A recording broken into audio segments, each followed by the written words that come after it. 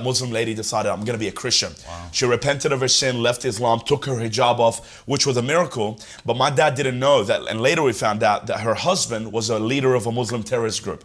He was a top dog leader there. He kills Christians for a living, pastors for a living. And when the husband found out that my dad converted his wife, he was furious and wanted to take revenge on my dad. And the way he was going to take revenge, he was going to kidnap my brothers. I have two brothers who are 5 and 9 years old, young boys. He was going to kidnap them from a school bus where they go to school. He was going to put them in a van, behead them, put their bodies and heads in a bag to send them back to my dad's house to teach him a lesson. Don't preach Jesus again. And that's how Muslims do it. They'll kill someone in your family just to set an example. Do not mess with Muhammad or Islam. So the Muslim man pretty much came 7 in the morning to the bus stop with another 2 Muslim men to carry out, the assassination and kill my brothers. The Muslim men come in the van. They're in the van. They see my brothers at the bus stop. And as they try to get out of the van to kidnap my brothers, the Muslim men felt frozen in the van. They were unable to move. They've never had this happen to them before.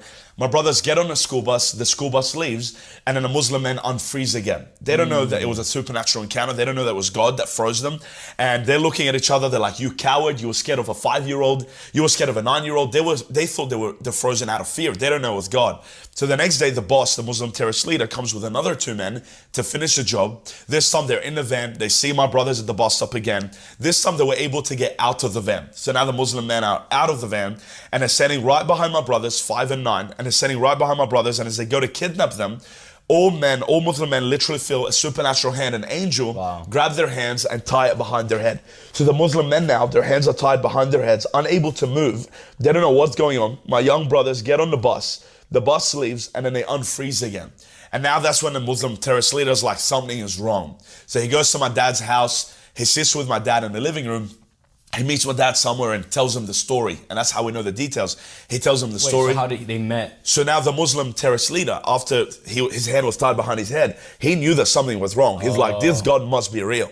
So he finds my dad. He figures out where he is, and he goes to my dad and sits with my dad and explains to him what he tried to do to his kids. He's like to him, my dad, I tried to kill your kids, and he tells him all the details. That's how we know what happened. And the Muslim terrorist leader learns the story by telling my dad, I tried to kill your children, but your God protected them.